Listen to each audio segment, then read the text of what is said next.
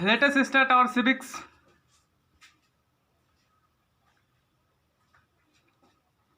Chapter first, power theory. First, we will understand the definition of what is power sharing. It is a mechanism under which all the major segments of the society are provided with the permanent share of power in the governments. मतलब power sharing कहने का मतलब power sharing एक mechanism है.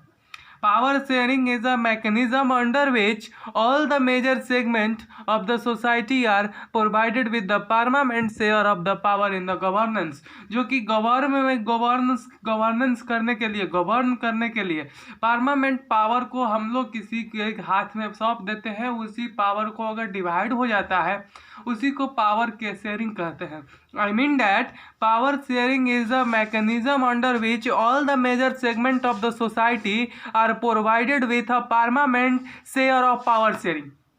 मतलब किसी भी mechanism में किसी भी सेक्टर में यदि पावर को हम लोग डिवाइड कर देते हैं उस अलग अलग सिस्टम अलग अलग सेक्टर को हम लोग कहते हैं पावर शेयरिंग. तो अब हम लोग देखेंगे ओवरव्यू इस चैप्टर का power sharing.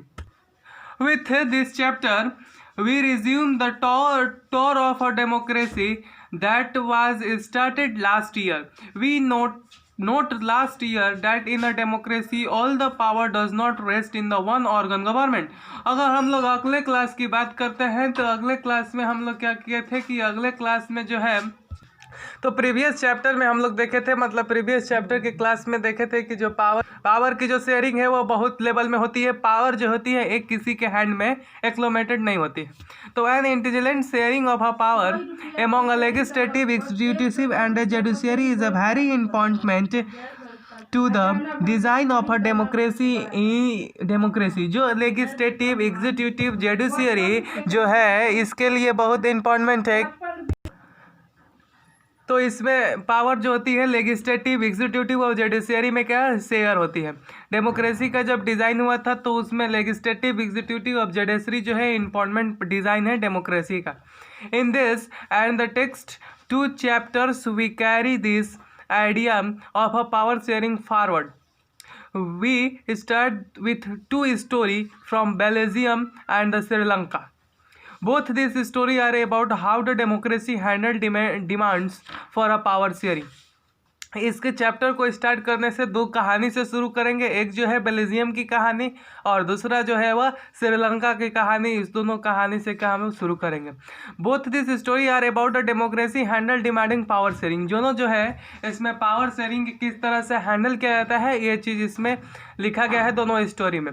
The story add was a generally conclusion about the need of a power sharing in a democracy. जो कि नीड है पावर शेयरिंग में जो है वह बहुत उसकी नीड्स है. This allows to discuss a various form of the government, various form of power sharing with the taken of the following 2 chapter. जो कि अदर दो चैप्टर में क्या किया गया है लिया गया है.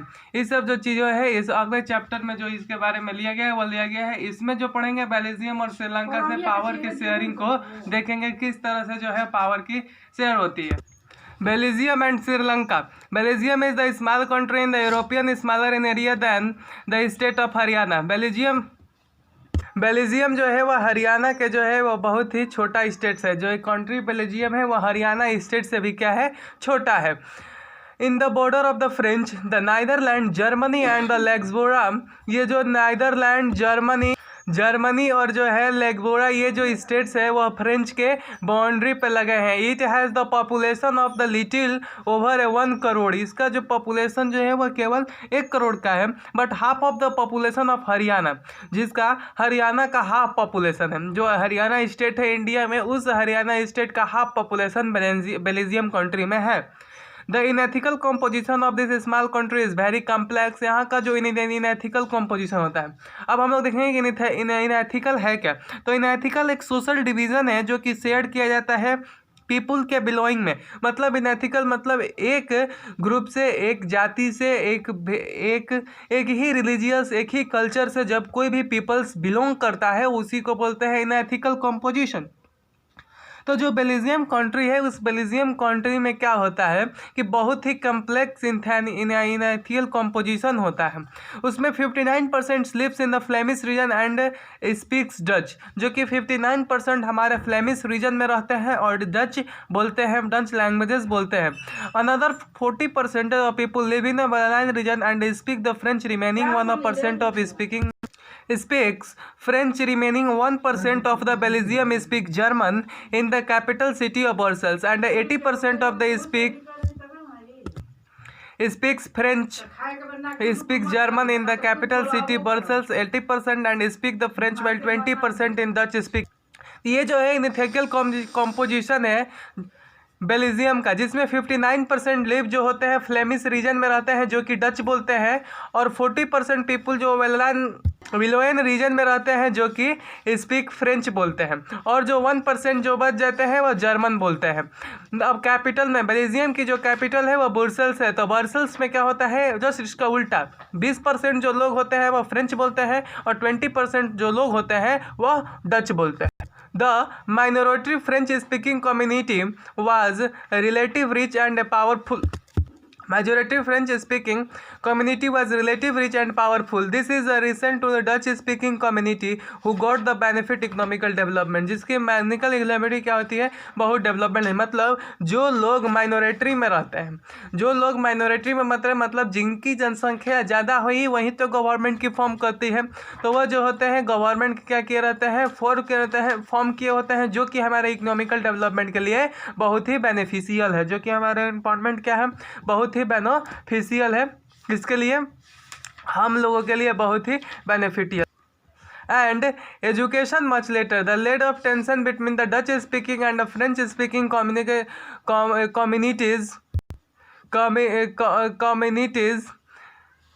during the 1950 to 1916. The tension between the two communities was more actual in Brussels.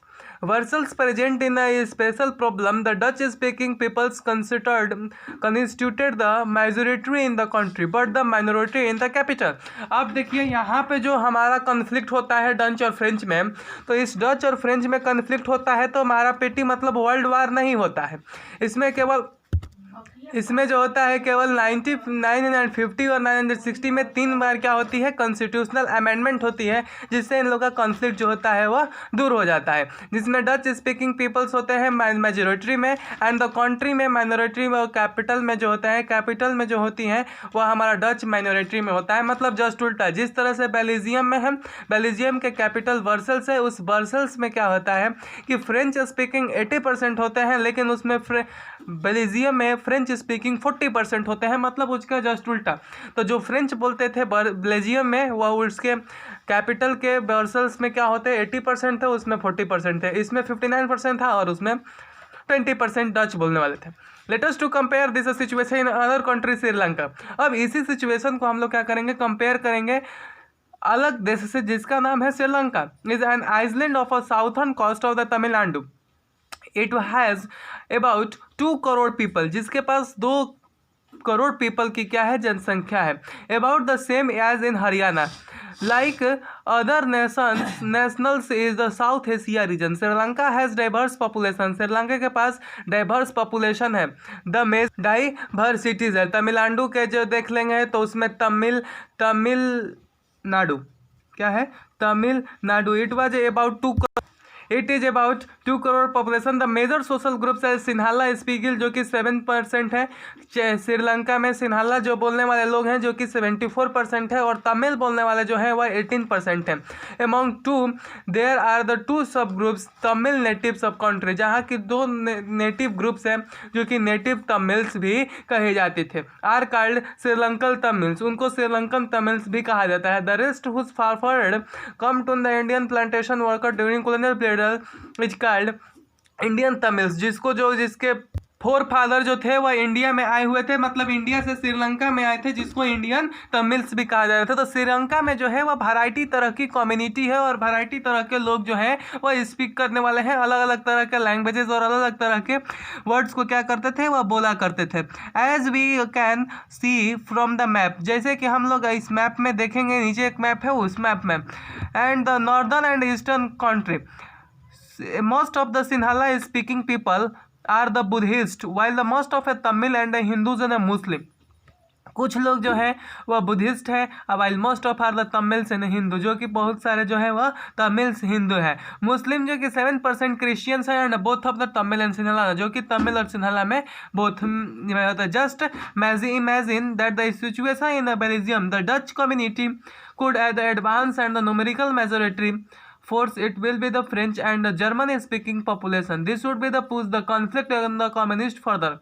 This could be the very massive partition of the country. Both the sides would claim under the Brussels in the Sri Lanka, and the Sinhala community enjoyed an even bigger majority and could impose them while their entire country. Now let us to look in what happened in the both the countries. अब देखते हैं इस सब सारे countries में क्या होता है। तो श्रीलंका है, वह श्रीलंका क्या करता है, श्रीलंकन में देखें कि हम लोग सिन्हाला स्पीकिंग है और तमिल स्पीकर है। तो सिन्हाला स्पीकर्स और तमिल स्पीकर्स इसमें जो होते हैं वह क्या करते हैं, 7% क्रिश्चियंस होते हैं, जिसमें बोथ द तमिल और सिन्हाला स्पीकिंग होते हैं। अब यहाँ पे जो हम लोग कंपेयर कर रहे हैं वह कंपेयर कर रहे हैं बेल्जियम की कम्युनिटी थे और श्रीलंकन की कम्युनिटी थे। तो श्रीलंकन के कम्युनिटी में कम्युनिटी जो है वह बहुत ज़्यादा है, इसमें सिन्हाला भी बोली जा रही है, यहाँ पर डच भी बोली जाती है, इंडियन तमिल्स भी बोले जा रही हैं, बुद्धिस्ट भी बोली जा रही हैं। तो ये सब अलग अलग तरह की क्या है, इसमें अलग अलग वैरायटी ऑफ लोग रह रहे हैं और अलग अलग तरह से बोला जा रहा है। तो वहीं जो श्रीलंका में होता है वहाँ पर लड़ाई हो जाती है, कन्फ्लिक्ट हो जाती है, लेकिन इसकी कन्फ्लिक्ट को दूर करने के लिए, श्रीलंका के कन्फ्लिक्ट को दूर करने के लिए क्या किया, कम्युनिटी के पावर को क्या कर दीजिए, कम कर देगा, और वह जो पावर था जर्मनी स्पीकिंग पॉपुलेशन हो गया। अब मेजोरिटिज्म इन श्रीलंका, श्रीलंका की मेजोरिटिज्म, तो श्रीलंका की जो मेजोरिटिज्म है, Sri Lanka emerge and independent in the country 1942, 1947 में भारत आजाद हुआ और श्रीलंका 1948 में आजाद हुआ। The leader of the Sinhala community sought the secret and dominance over the government of Britain and majority. अब in the majority as the result democratically elected government adapt the series of majority क्या है, तो majority जो है एक beliefs of majority community है, जिसमें जो कंट्री होती है अपने आप से विश नीड्स करती है। जैसे majority is a beliefs that the majoritarian community, इसमें मेजोरिटिज्म की बात नहीं होती है कि एक मेजोरिटरी कम्युनिटी होती है, वह माइनॉरिटी मतलब जो माइनॉरिटी में होती है, जिसकी जनसंख्या ज़्यादा होती है, वह किसी कम संख्या के लोगों को क्या करे, अपने अंडर में रखे और अपने से मतलब उसका सारे अधिकारों को छीन ले। उसी प्रोसेस को कहते हैं मेजोरिटरिज्म, वही हो जाता है majoritism. In 1956 an act was pass to the recognising the Sinhala.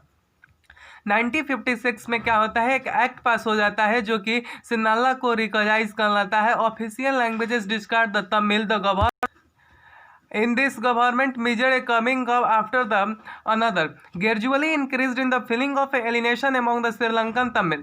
The felt of non-majority and apprentice lent to the Buddhist Sinhala leaders and sensitive of languages that the field constitutional and this and government policies equal to the political right discriminate against this the getting a job and other opportunities in go on the interest as a result relations. अब क्या होता है, जो श्रीलंका में मेजोरिटिज्म होती है, इस श्रीलंका के मेजोरिटिज्म में क्या होता है कि जो सिन्हाला होती है वह माइनॉरिटी में होती है, सिन्हाला स्पीकर जो होते हैं वह माइनॉरिटी में होते हैं। अब ये जो सिन्हाला स्पीकर जब माइनॉरिटी में होते हैं तो हमारे जो तमिल्स स्पीकर लोग होते हैं जो कि तमिल्स बोलते हैं, उनको क्या किया जाता है कि उनकी मेजोरिटी कम होती है, वह मेजोरिटी में होते हैं और सिन्हाला माइनॉरिटी में होती है। तो सिन्हाला जो स्पीकर है वह क्या करते हैं कि सारे माइनॉरिटिज्म कर देते हैं, जिसके चलते तमिल्स के लोग होते हैं उनको क्या करा जाता है, प्रॉपर अमाउंट ऑफ जॉब नहीं मिल पाती है, पॉलिटिकल उनको अधिकार नहीं दिया जाता है, मतलब राजनीतिक अधिकार नहीं दी जाती है, और उनको किसी तरह के इंटरेस्ट नहीं दिए जाते, किसी तरह से उनको एसेट्स नहीं दिए जाते, कोई रिलेशन नहीं दिया जाता, किसी तरह के एजुकेशन नहीं दिया जाता, किसी कॉलेज में नाम नहीं एडमिशन हो पा रहा था। कॉलेज में एडमिशन वही जब ही होता है जब जो व्यक्ति कॉलेज में एडमिशन लेता है वो सिन्हाला कम्युनिटी को फॉलो करता, तभी ही उसका क्या होता, उसमें एडमिशन होता। तो इस तरह से जो था श्रीलंका की मेजोरिटिज्म थी। between the Sinhala and Tamils communities strained over a time. The Sri Lankan Tamil launched the parties and struggled to recognize the Tamil in official language for the regional autonomy and equality opportunity and job. वहीं जो था जब श्रीलंकन तमिल जो थे अब क्या करने लगे कि अब उस पर कॉन्फ्लिक्ट शुरू कर दिए। कैसा कॉन्फ्लिक्ट? तो लोगों के बीच में हड़ताल करना लगे। अब हड़ताल को क्या कहते हैं? हड़ताल को हम लोग कहते हैं, वो क्या बोलते हैं, अब इसमें जो जॉब अपॉर्चुनिटी थी वह घटने लगी। श्रीलंका तमिल्स की अपॉर्चुनिटी जो है घटने लगी। अब क्या होता है? The disrupts between the two communities turn into the wide spread conflict. अब श्रीलंका में इस तरह से बहुत ज़बरदस्त एक कॉन्फ्लिक्ट हो गया, झगड़ा हो गया, जिसमें क्या हुआ कि they turn into the civil war. दोनों क्या हो गए? सिविल वार पे उतर गए। अब सिविल वार क्या होता है? तो सिविल वार एक ऐसा वार है जो कि दो कम्युनिटी के बीच में होती है। किस पर्पस में? तो अपने जमीन के अधिकार में लेने के लिए, मतलब अपने जमीन के राइट टू प्रॉपर्टी के लिए सिविल वार होता है। एक दूसरे कंट्री में सिविल वार होता है किसी कन्फ्लिक्ट को लेके, किसी सोशल मुद्दे को लेके, किसी ज़मीन को लेके, अलग अलग तरह से होते हैं सिविल वार होते हैं। किसी अधिकार को लेके, किसी राइट्स को लेके जो होते हैं वह सिविल राइट वार्स होते हैं। As a result the thousand of people of both the community are skilled. अब रिजल्ट में क्या होता है कि लड़ाई तो हो गई सिविल वार। अब इसका रिजल्ट निकला है कि दोनों तरफ से, दोनों कम्युनिटी से, मतलब सिन्हाला कम्युनिटी से भी और हमारे श्रीलंकन कम्युनिटी से भी हजार लोगों को क्या किया गया? मर गए, मारा जा चुका उस झगड़े में। Many families were force to haven a country. बहुत सारे फैमिली को क्या किया गया? मार दिया गया। To reduce on the more lost of the livelihoods, जो कि अपना लाइवलीहुड चला रहे थे, उनको भी क्या किया गया? मार दिया गया। Chapter 1 in class 10th we have the Sri Lankan excellent record the economical development, education and health. Economic के चैप्टर में हम लोग देखेंगे कि श्रीलंका जो है वो एक्सीलेंट रिकॉर्ड करता है इकोनॉमिकल और डेवलप्ड और एजुकेशन हेल्थ में। But the civil war cause the tragical set back on the social culture and economical life in the Indian up to present time. अब क्या होता है कि चैप्टर 1 में अगर हम लोग देखते हैं इकोनॉमिक्स के, तो इकोनॉमिक्स के चैप्टर 1 में हम लोग क्या देखे हैं कि इकोनॉमिक्स के चैप्टर 1 में देखे हैं कि जो श्रीलंका है वह बहुत ही अच्छा रिकॉर्ड किया है, किस में? डेवलपमेंट में, एजुकेशन में, हेल्थ में। लेकिन यहीं सिविल वार के चलते 2019 में क्या होता है कि इसको बहुत तरह से इकोनॉमिकल, सोशली और पॉलिटिकली क्या होता है कि इन लोगों को बहुत ही हानि हो जाती है कंट्री को। श्रीलंका को क्या होती है? बहुत तरह से हानि होती है। अब एक्लोडोमेशन इन बेल्जियम क्या है? The Belgium leaders look in a different path. They recognize the actions of religion between the culture distribution between 1972 to 1933. 1917 और 1933 में क्या करते हैं? बेल्जियम के लोगों डिफरेंस कल्चर और डिफरेंट अमेंडमेंट्स को क्या करते हैं? लगाते हैं। Everyone lives within the country but the arrangement of work in a different of the country and a very innovant, जो कि बहुत ही इन्वॉल्वमेंट होता है। पहला क्या है? तो कॉन्स्टिट्यूशनल प्रेडाइज the number of Dutch speaking minister will be equal to the central government. अब ये क्या कहता है कि जो एकोडोमिनेशन किए उस एकोडोमिनेशन में कहते हैं कि number of a Dutch speaking people is equal to number of French speaking people in a central. जो हमारा सेंट्रल गवर्नमेंट है, सेंट्रल गवर्नमेंट मतलब यूनियन, जहाँ पे हमारे प्रधानमंत्री बैठते हैं, वह हो गया सेंट्रल गवर्नमेंट। सेंट्रल गवर्नमेंट में जो होगी वह नंबर ऑफ डच स्पीकिंग और नंबर ऑफ फ्रेंच स्पीकिंग दोनों क्या होंगे? इक्वल होंगे। Single community can make a decision alternately. Single community जो है वह कभी भी अपने से डिसीजन नहीं लेगी, उसमें सेंट्रल गवर्नमेंट भी होगी और स्टेट गवर्नमेंट होगी, तभी डिसीजन लिया जा सकता है। Many powers of the central government has been the state government. Central government के पास ज़्यादा स्टेट गवर्नमेंट से भी पावर होता है, लेकिन इसमें बट लगा है, लेकिन इसके पास दो रीजन है। एक जो है वह सेंट्रल गवर्नमेंट करती है और एक स्टेट गवर्नमेंट। तो स्टेट गवर्नमेंट में सेंट्रल गवर्नमेंट हस्तक्षेप कर सकती है, लेकिन स्टेट गवर्नमेंट में सेंट्रल गवर्नमेंट में स्टेट गवर्नमेंट हस्तक्षेप नहीं कर सकती है। बस अपने भावों को, अपने बिल को, अपने अमेंडमेंट को क्या करती है? उसके साथ रख सकती है, अपने डिमांड्स को लीडर्स के थ्रू रखवा सकती है। Brussels has a separate government. Brussels के बाद वह सेपरेट गवर्नमेंट है। दोस्त द कम्युनिटी इक्वल रिप्रेजेंटेटिव। दोनों कम्युनिटी के पास क्या होना चाहिए? इक्वल रिप्रेजेंटेटिव होने चाहिए। The French speaking people expect the equal reciprocation in Brussels because the Dutch speaking community has expected equal representative of central government, जो कि इक्वल रिप्रेजेंटेड करते हैं क्या, सेंट्रल गवर्नमेंट में भी और स्टेट गवर्नमेंट में भी। अब ये था एक्लोमेशन ऑफ बेल्जियम का। तीसरा एक्लोमेशन क्या है बेल्जियम का, अब देखते हैं। Apart from the central and the state government, there are the community government elected by the people of Belgium. One language is Dutch community, French speaking one matter where they live. This government has the power regarding to the culture, education and language related issue. अब German speaking no matter where they live. अब क्या है कि जो ये central government में है और स्टेट गवर्नमेंट में, यह जो है ना वह बेल्जियम की यूरोपियन यूनियन है, और यही जो पहला था यूनियन, हमारे यूरोप का पहला यूनियन इसी को माना गया था। जब पार्लियामेंट बन रही थी तो इसी को पहला बनाया गया था, जो कि यूरोप में है, और इसमें बेल्जियम के यूरोप एक कंट्री है, उस कंट्री में ये बेल्जियम है, वह भी इसका बेल्जियम में एक कंट्री है, यहीं जो है उस पर अपलेटेड है। तो इसमें था कि डच स्पीकिंग और फ्रेंच स्पीकिंग लोग जो है वह आपस में पावरफुल रहेंगे और दोनों एजुकेशन में भी हिस्सा लेंगे। You man to find a Belgium of model very complicated in the Indian and the Belgium, but their arrangement in the work welfare would help to the avoid a civil traffic and the majority possible union Brussels was chosen as headquarter. Union Brussels को क्या किया गया, उस समय headquarter चुन लिया गया। बोला ना पहले ही कि ये जो यूनियन बेल्जियम है इसी को क्या किया गया था कि हमारा हेडक्वार्टर पार्लियामेंट का जो था वह चूज कर लिया गया, क्योंकि इसमें जो था ये अपना कॉन्फ्लिक्ट, अपने देश की झगड़ा जो था वो एकदम चुटकियों में संभाल दिया, मतलब सिविल वार श्रीलंका जैसा नहीं करना पड़ा, इसीलिए यूरोप का यूनियन बना दिया गया ब्रसेल्स में। ठीक, ये था दो कहानी हमारा बेल्जियम और श्रीलंका का, जिसमें श्रीलंका जो था वह सिविल वार किया, लेकिन बेल्जियम जो है सिविल वार नहीं किया, और नहीं करने के बाद 3 बार कॉन्स्टिट्यूशनल में अमेंडमेंट करके अपना पार्लियामेंट सेट कर लिया, एकोडोमेशन किया, और यही एकोडोमेशन जो है वह हमारा यूरोप का पार्लियामेंट जो था वह बेल्जियम में इस्टेब्लिश कर दिया गया।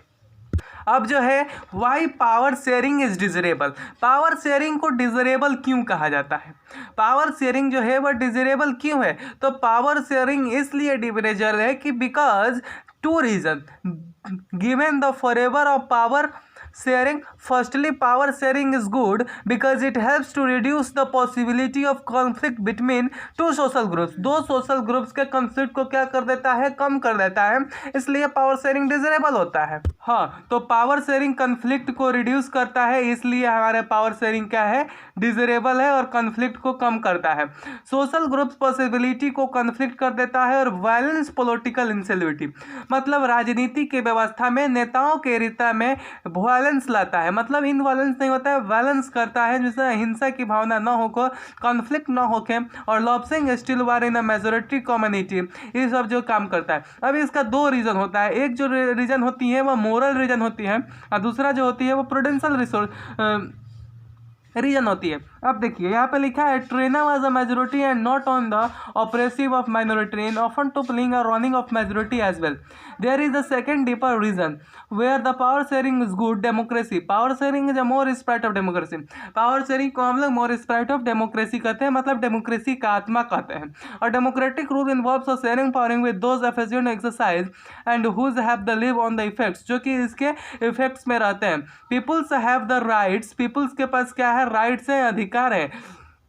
Legislative government and central partition accrue to stake on the government. अब देखिए प्रूडेंशियल जो मेन है यही है prudential. Let us to take the first reason of prudential as the second moral. First है प्रूडेंशियल और सेकंड जो है moral. While prudential reason is strict on the power sharing and bring the outcome, moral reason where emphasise the very act on the power sharing विजुएबल, जिसमें power sharing prudential होता है और power sharing जो होता है वह विजुएबल। इस तरह से मोरल और प्रूडेंशियल रीजन जो होते हैं वह आपस में क्या होते हैं, बराबर होते हैं। ये पावर शेयरिंग जो होती है वो विजुएबल होती है, इसलिए हमें प्रूडेंशियल और मोरल रीजन करते हैं, और डेमोक्रेसी को पावर एज अ डिजरेबल कहते हैं। डेमोक्रेसी जो है वह हमारे लिए डिजरेबल है। अब जो है वो form of power sharing. Power sharing के कितने फॉर्म होते हैं, पावर शेयरिंग के कितने प्रकार होते हैं, तो पावर शेयरिंग के फॉर्म होते हैं 2 तरह से। एक होते हैं vertical power horizontal power sharing among the different peoples and power sharing on the different social groups and power sharing in the political parties, pressure groups and other movement. तो पहला जो हमारा टॉपिक है वह power shared among different organs of government. Different organs में जो government होते हैं उन सब गवर्नमेंट को पावर शेयरिंग किया है। तो organ such that the legislative, executive, judiciary is a horizontal distribution. हम लोग जानते हैं कि पावर जो है वो हॉरिजॉन्टल होती है, हॉरिजॉन्टल होती है, हॉरिजॉन्टल पावर शेयरिंग होती है। हॉरिजॉन्टल पावर शेयरिंग में हमारा एग्जीक्यूटिव, जुडिशियरी और तीन तरह से एग्जीक्यूटिव, जुडिशियरी और हमारा एक एग्जीक्यूटिव और लेजिस्लेटिव आती है। मतलब कानून बनाना, कानून को लागू करवाना और कानून अच्छे तरह से चल रहा है, फॉलो हो रहा है, नहीं हो रहा है, इस चीज को पता लगाता है जुडिशियरी।